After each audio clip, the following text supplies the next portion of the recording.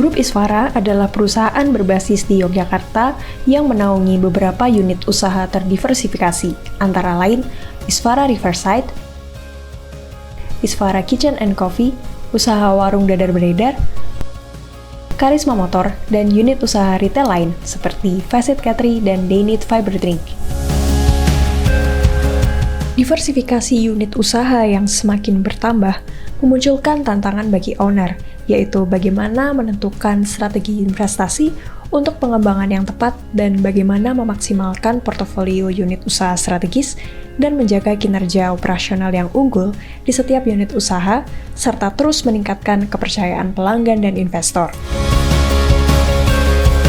Insting dan pengalaman bisnis yang kuat dari owner yang selama ini menjadi penentu kebijakan strategis dari perusahaan tentu harus dilengkapi juga dengan penguasaan alat manajemen strategis untuk membantu menakodai pertumbuhan grup bisnis yang berkelanjutan di tengah kompetisi yang semakin ketat.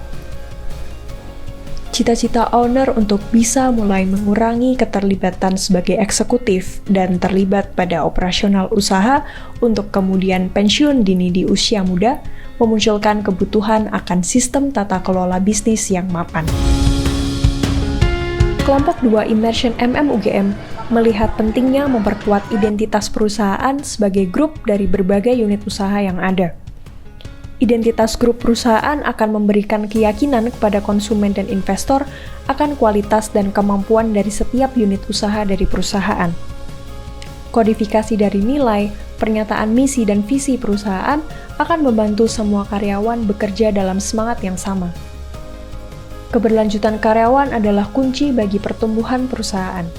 Kontrol input menjadi strategi yang bisa dilanjutkan dengan penyempurnaan standar rekrutmen karyawan dipadukan dengan pengembangan learning kit untuk mempermudah transfer pengetahuan dan keahlian karyawan.